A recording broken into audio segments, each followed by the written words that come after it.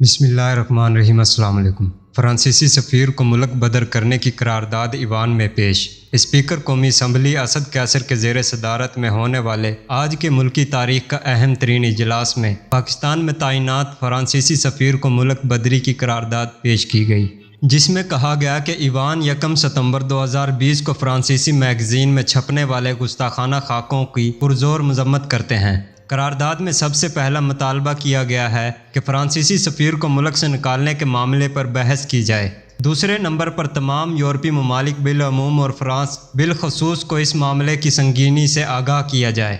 تیسرے نمبر پر تمام مسلم ممالک سے اس معاملے پر سیر حاصل گفتگو کی جائے اور اس مسئلے کو اجتماعی طور پر عالمی فورم پر اٹھایا جائے۔ چوتھے نمبر پر مطالبہ کیا گیا ہے کہ بین الاقوامی سطح کے معاملات ریاست کو طے کرنے دینا چاہیے اور کوئی فرد، گروہ یا جماعت اس حوالے سے غیر قانونی دباؤ نہیں ڈال سکتی۔ عوام کی سہولت کو مد نظر رکھتے ہوئے مطالبہ کیا گیا ہے کہ تمام صوبائی حکومتیں احتجاج کے لیے جگہ مختص کریں تاکہ عوام کے معمولات زندگی متاثر نہ ہوں۔ قرارداد میں ماضی پر روشنی ڈالتے ہوئے کہا گیا کہ 2015 میں بھی پیغمبر اسلام صلی اللہ علیہ وسلم کے گستاخانہ خاکے بنائے گئے تھے۔ اب پھر اسی طرح کی کوشش کر کے عالم اسلام کے جذبات کو ٹھیس پہنچائی گئی ہے۔